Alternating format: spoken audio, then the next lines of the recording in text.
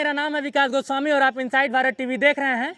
गोरखपुर के दक्षिणांचल में गोला बाजार से लगभग 3 से 4 किलोमीटर दूर जगह का नाम है भर्रों में हम लोग खड़े हैं और मेरे साथ इस वक्त समाजवादी पार्टी के नेता और ख़ासकर मैं ये कहूँ कि समाजवादी पार्टी के बैनर तले अपनी दावेदारी लगातार पेश कर रहे हैं मनीष पांडे जी इस वक्त हमारे साथ मौजूद हैं। चूँकि सोशल मीडिया से जुड़े हुए हैं मुझसे, तो उसका एक लाभ मिल जाता है कि ये पता चल जाता है कि एक्टिविटी इनकी कैसी है। लगातार चल रहे हैं विधानसभा चिल्लूपार में और आज इनसे मुलाकात भी हो गई, इनसे बातचीत करेंगे। चूँकि बहुत सारे मुद्दे हैं, क्योंकि आप देख रहे होंगे इस समय मेन स्ट्रीम की मीडिया में लगातार शोरगुल, चुनावी रण को लेकर शोरगुल काफ़ी तेज हो चुका है। तो बहुत बहुत स्वागत है सर आपका इनसाइड भारत टीवी पे। बहुत बहुत धन्यवाद सर। पहले तो यहाँ आने का उद्देश्य आपसे जानना चाहूँगा, उसके बाद से फिर बातचीत होगी। सर आज चूँकि 13 तारीख को आज ये त्यौहार है नाग पंचमी का, और पूरे देश में यह त्यौहार हर्ष उल्लास के साथ मनाया जा रहा है। नाग देवता भगवान भोलेनाथ, माता पार्वती जी का आज पूजा हो रहा है। हम आपके चैनल के माध्यम से पूरे क्षेत्र को और पूरे प्रदेश सहित पूरे देश के लोगों को नाग पंचमी की बहुत बहुत बधाई और हम शुभकामनाएँ देते हैं कि भगवान भोलेनाथ सबकी मनोकामना पूर्ण करें। और आज इसी त्यौहार के उपलक्ष्य में आज यहाँ के ग्राम प्रधान आदरणीय श्री बांकेलाल यादव जी के द्वारा आज पचई के त्यौहार पर जो हम लोगों के पूर्वजों की पुरखों की जो विरासत है, जिसमें चिक्का कबड्डी आदि होते थे, आज त्यौहार के दिन में आज उन्हीं को जगाने का काम आदरणीय प्रधान जी के द्वारा किया गया। और हम लोगों को यहाँ समाजवादी लोग आज इकट्ठा हुए हैं। यहाँ पर आज दौड़ का कार्यक्रम है, जो 5 किलोमीटर क्रॉस कंट्री दौड़ का आयोजन हुआ है। उसी में हम सभी समाजवादी आज यहाँ पर इकट्ठा हुए हैं। जैसा कि आप पीछे देख सकते हैं, दौड़ प्रतियोगिता 5 किलोमीटर और यहाँ पे तमाम समाजवादी पार्टी के नेता लोगों का फोटो लगा हुआ है। और इसी क्रम में अखिलेश यादव जी का भी यहाँ पे बगल में फोटो लगा हुआ है। थोड़ा सा अखिलेश यादव जी पे बात करूँगा। कई सारे चुनावी दावे, अब चूँकि 2022 नज़दीक है, गिने चुने दिन रह गए हैं, अगर राजनीतिक दृष्टिकोण से देखा जाए तो तमाम वादे किए हैं। क्या लगता है आपको कि वो वादे पिछली सरकारें जिस तरह से वादे की थी उस तरह से रह जाएगा या फिर फुलफिल भी कर पाएंगे? आदरणीय राष्ट्रीय अध्यक्ष जी जो अपना संकल्प पत्र घोषणा पत्र पिछले 12 और 17 के सरकार में दिए थे, वो घोषणा पत्र वो 3 से 3.5 साल में पूरा करके दिखाया। भारतीय जनता पार्टी के लोग संकल्प तो लिए, घोषणा पत्र का नाम ये लोग संकल्प पत्र दिए, लेकिन संकल्प पत्र के इनके सारे वादे झूठे रह गए। 4.5 साल में ये लोग कोई काम करके नहीं दिखाया, केवल झूठ बोलने का काम किया। ये लोग धरती पर कोई काम नहीं ये लोग दिखाए हैं। हमारे आदरणीय राष्ट्रीय अध्यक्ष जी जो भी वादा किए, वादा से ज़्यादा काम 3 साल के अंदर उन्होंने करके दिखाया था। 300 यूनिट फ्री बिजली देंगे ऐसा उन्होंने कहा है जी। तो क्या केजरीवाल की राह पे चल पड़े हैं? वो किसी की राह पे नहीं चल पड़े हैं। ग्रामीण लोगों की जो ज़रूरत है उसको वो पूरा करेंगे। 300 यूनिट बिजली, चूँकि जब वो मुख्यमंत्री रहे तो 130 रुपया महीना ग्रामीण वासी बिजली का बिल देते थे, लेकिन आज 800, 1000, 2000 से ऊपर बिल आ रहा है ग्रामीण क्षेत्र में। शहर की तो बातें छोड़ दीजिए। तो वो 300 यूनिट बिजली ग्रामीण क्षेत्र में देंगे और शहर क्षेत्र में भी देंगे, और 300 यूनिट के नीचे का जो बिल आएगा वो पैसा नहीं लगेगा। हम लोग चिल्लूपार में इस वक्त खड़े हैं। जिस रास्ते से मैं आया उस रास्ते का नाम है राम जानकी मार्ग। और हमारे वहाँ गांव में एक गाना गाया जाता है कीर्तन वगैरह में कि हमरे घरे रहें जइहा राम जब जइहा जनकपुर हो। तो क्या इसी सड़क के रास्ते से राम जी जाएंगे जो सड़क का निर्माण हो रहा है? तो राम के नाम पर तो सरकार बनाए, राम जानकी मार्ग आज क्या हाल है देखिए। राम का नाम लेके ही तो ये लोग सत्ता में आए, देश और प्रदेश। मैं इसीलिए ये सवाल पूछा जी, मैं ये सवाल इसीलिए आपसे पूछ रहा हूँ। राम जानकी मार्ग का नाम है और सब लोग जानते हैं इस मार्ग का नाम राम जानकी मार्ग है, और पूरा गड्ढा बना हुआ है। और सरकार राम का नाम लेकर ही भारतीय जनता पार्टी बनाई। तो ये भारतीय जनता पार्टी के लोग किसी के नहीं हैं, न जनता के हैं न राम के हैं। ये लोग किसी के नहीं हैं।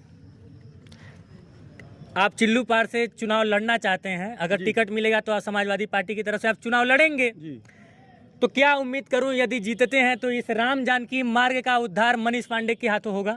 बिल्कुल, जितना हो सकेगा इस रोड के लिए हम मेहनत करेंगे और यह रोड बनेगा, क्योंकि यह रोड पूरे चिल्लूपार के बीच से होता हुआ यह रोड जाता है। बहुत ही महत्वपूर्ण यह रोड है, बड़हलगंज से लेके, और ये रोड दनघटा रास्ते ऐसे गोरखपुर जाता है और इधर भी निकलता है, तो बहुत महत्वपूर्ण यह रोड है। हमको यह पता चला है कि आप मतलब नेताजी मेरा हर वीडियो बड़ा ध्यान से देखते हैं। आपके समर्थक लोग बता रहे थे कि मेरा जब वीडियो आता है तो आप बहुत ध्यान से देखते हैं। तो आपने यह भी देखा होगा कि जो नया मार्ग बन रहा है राम जानकी मार्ग का, सिकरीगंज से लेके गोला तक, उसमें जो घोटालेबाजी हुई है क्योंकि मार्ग सही से नहीं बन रहा है, वो भी आपने देखा होगा। तो क्या लगता है कि सिस्टम कहीं ना कहीं खोखला है, उस पर शिकंजा नहीं कसा जा पा रहा है? सिस्टम खोखला है तभी तो काम सही नहीं हो रहा है। जब काम सही नहीं होगा और घोटालेबाजी होगी तो कहीं ना कहीं हमारा व्यवस्था कमजोर है। नहीं तो हम लोग तो आश्वासन पे ही तो रह जाते हैं। समाजवादी पार्टी की सरकार आती है तब भी, बसपा की सरकार आती है तब भी, भाजपा की सरकार आई वो भी, हम लोग तो बस, हम मतलब जनता तो बस बेचारा आश्वासन सुनते सुनते रह जा रहा है। हम लोग का उद्धार कब होगा? अब यही 2022 में समाजवादी पार्टी की सरकार बनेगी, सबका उद्धार होगा 22 में। आदरणीय राष्ट्रीय अध्यक्ष जी, आदरणीय अखिलेश यादव जी मुख्यमंत्री बनेंगे तो बहुत सारा काम वो तो करके दिखाए हैं। तो 16 महीने में एक्सप्रेसवे बनाए हैं, जमुना एक्सप्रेसवे, आगरा एक्सप्रेसवे, जो एकदम जनता के सामने है। हम लोग दिल्ली जाके गाड़ी, बहुत सारे भाई दिल्ली जो गाड़ी से जाते होंगे, जितना समय यहाँ से लखनऊ लगता है उतना समय लखनऊ से आप दिल्ली पहुँच जाएंगे। वो तो उन्होंने तो करके दिखाया है, ये वादा नहीं है, तो करके दिखाए हैं वो। और वो रहे होते तो ये सलेमपुर वाला भी रोड बन गया होता, प्रस्तावित था, लेकिन ये लोग बंद कर दिए उसको। चिल्लू पार की जनता से कुछ कहना चाहेंगे? चिल्लू पार की जनता का आशीर्वाद हमको मिल रहा है, आशीर्वाद चाहिए, और क्या कहेंगे। जनता से अभी कुछ नहीं कहना, केवल आशीर्वाद चाहिए। ब्राह्मण चेहरा की बात हो रही है चिल्लू पार में, तो क्या मनीष पांडे ब्राह्मण चेहरा बन पाएंगे समाजवादी पार्टी की तरफ से? मनीष पांडे जब ब्राह्मण हैं तो क्यों चेहरा नहीं बन पाएंगे, आप बताइए। मनीष पांडे भी तो ब्राह्मण हैं, इनके भी नात-बात ब्राह्मण हैं, तो चेहरा क्यों नहीं बन पाऊंगा जब मैं हूँ ब्राह्मण खुद। तो मैं एकदम चेहरा हूँ, मैं ब्राह्मण हूँ, तो मैं ब्राह्मणों का चेहरा क्या, मैं खुद ब्राह्मण हूँ, तो चेहरा क्या बात है। जैसे सब लोग यहाँ चुनाव लड़े ब्राह्मण, हम भी उसी में ब्राह्मण हैं। हमारे भी नात रिश्तेदार ब्राह्मण हैं, हमारे भी जो भी रिश्ता हुआ है सब ब्राह्मण हैं, हमारे सब लोग साथ हैं। ब्राह्मण हमको आशीर्वाद दे रहे हैं, मैं तीसरा विकल्प हूँ यहाँ ब्राह्मण। सब लोग कह रहे हैं टिकट लेके आओ, हम लोग तुम्हारे साथ चलेंगे।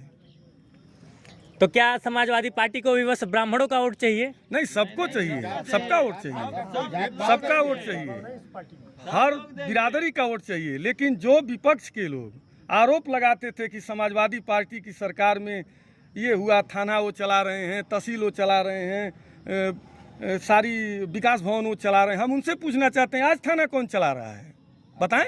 भारतीय जनता पार्टी के लोग आज थाने कौन चला रहे हैं, विकास भवन कौन चला रहा है? तो समाजवादी पार्टी में हर जाति, हर धर्म, हर मत मजहब के नेता हैं और सबको लेकर चलने वाली यह पार्टी है। समाजवादी पार्टी मोहब्बत की राजनीति करती है, नफरत की राजनीति नहीं करती। भारतीय जनता पार्टी को लोग केवल नफरत की राजनीति करते हैं। एक आरोप भारतीय जनता पार्टी पे लगातार लगता आ रहा है कि ब्राह्मणों का बड़ा शोषण हो रहा है, उस पर आप क्या कहेंगे? ब्राह्मणों का शोषण हो रहा हो तो सब लोग देख रहे हैं।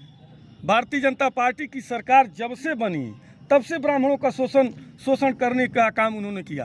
पहला जो हमारे आराध्य भगवान परशुराम थे, उनको महापुरुष बता करके उनके जयंती की छुट्टी, जो माननीय नेताजी मुख्यमंत्री रहे, बहुत विशाल ब्राह्मण सम्मेलन लखनऊ में कराया और माननीय नेताजी मुख्यमंत्री रहे, उसी दिन से ब्राह्मण, ये भगवान परशुराम जी की जयंती चलती चली आई। वो जयंती 17 तक आई। लेकिन जैसे ही भारतीय जनता पार्टी की सरकार बनी, सबसे पहले इस सरकार ने ब्राह्मणों के आराध्य भगवान परशुराम जी की जयंती को परशुराम जी को भगवान न बताते हुए महापुरुष बता करके उनकी छुट्टी को पहले रद्द करने का काम किया। हम पूछना चाहते हैं कि सब जानते हैं भगवान परशुराम महापुरुष हैं कि भगवान है वो, लेकिन उनके साथ भी छल हुआ। हम लोग के आराध्य भगवान परशुराम जी के जो भगवान विष्णु के अवतार हैं, उनको महापुरुष बताने का काम इस सरकार ने किया है। तो सब मिला जुला कर चिल्लू पार में, पूर्वांचल के चिल्लू पार में यह सरगर्मी आपको देखने को मिल जाएगा कि हर पार्टी के लोग, चाहे वो भाजपा, चाहे वो सपा, चाहे वो बसपा, कोई भी पार्टी हुई, यहाँ पे ब्राह्मण कार्ड खेला जाएगा। क्यों खेला जाएगा? क्योंकि हर बार की अगर पिछला राजनीतिक इतिहास देखा जाए चिल्लू पार का, तो कहीं ना कहीं इन्हीं सबके बीच में वो घूमता हुआ नजर आता है। बहरहाल 2022 मिशन है, अब देखना, ये सिर्फ नेताओं का मिशन नहीं है, हर पार्टियों का मिशन नहीं है, ये लगभग हर जनता का भी मिशन है। 2022 क्या बदलाव लेकर आएगा, बदलाव होगा कि नहीं होगा, ये देखने का विषय होगा। बहरहाल कैमरे के उस पार से मेरा सहयोग कर रहे हैं आशुतोष, मैं विकास गोस्वामी और आप इनसाइड भारत टीवी देख रहे हैं।